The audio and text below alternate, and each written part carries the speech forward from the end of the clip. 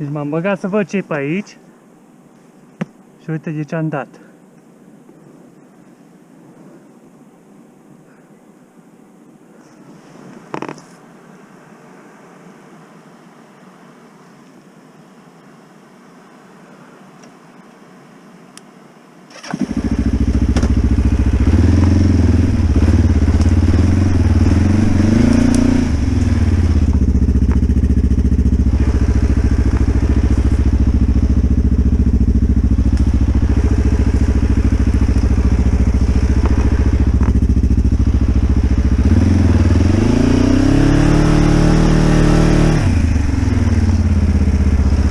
Care e partea bună?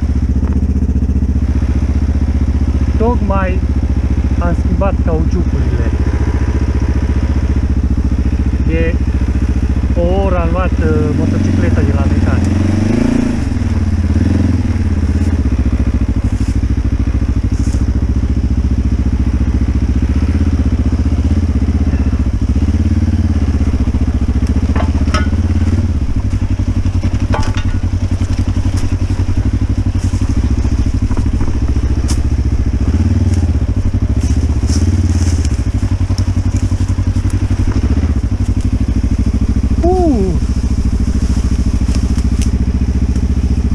Deci cauciucurile fac treaba.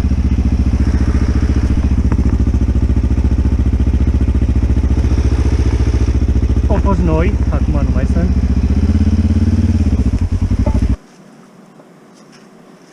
Și am vrut numai să văd ce-i pe aici.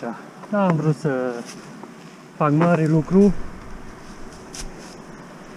M-am lămurit. Ce e aici?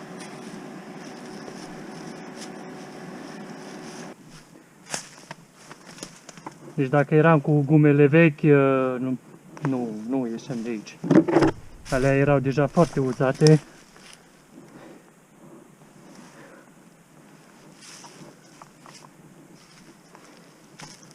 Bun.